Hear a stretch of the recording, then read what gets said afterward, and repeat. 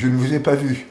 Bienvenue aux bigleux, aux porteurs de lunettes, de lentilles, aux malvoyants, mais aussi aux 10e, à ceux qui voient de près, de loin, à ceux qui n'ont qu'un œil, à ceux qui en ont trois. Bienvenue dans L'œil vertueux, notre web-série. Nous apprendrons tous un peu plus sur notre vision.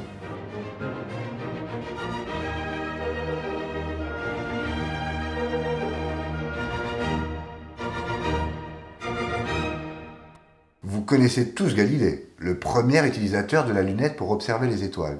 Mais saviez-vous qu'il est devenu complètement aveugle à l'âge de 74 ans ? Galileo Galilei, 1564-1642, est le savant italien qui découvrira que nous n'étions pas le centre de l'univers et que la Terre n'était pas plate comme on le croyait encore il y a 400 ans. Des affirmations qu'il a dû renier à cause de l'Inquisition catholique. Mais l'objet céleste qui intéressait le plus Galilée, c'était notre Soleil.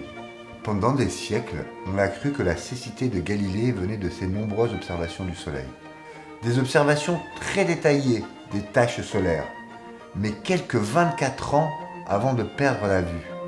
En fait, Galilée avait très vite trouvé un moyen d'observer le Soleil sans risque, en inventant la projection cinématographique 3 siècles en avance. C'est vraisemblablement d'un glaucome dont Galilée a souffert. Cette pression oculaire qui finit par atteindre le nerf optique est la deuxième cause de cécité au monde et peut survenir à n'importe quel âge. Aujourd'hui, un glaucome peut se prendre en charge pour éviter une cécité.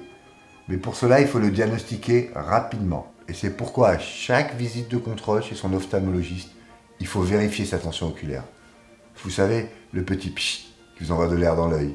Mais il lui fallut plus d'un pchit dans l'œil pour faire voir aux contemporains de Galilée que ses observations étaient toutes vraies. Parfois, les vrais aveugles sont ceux qui ne veulent pas voir. Et pourtant, elle tourne.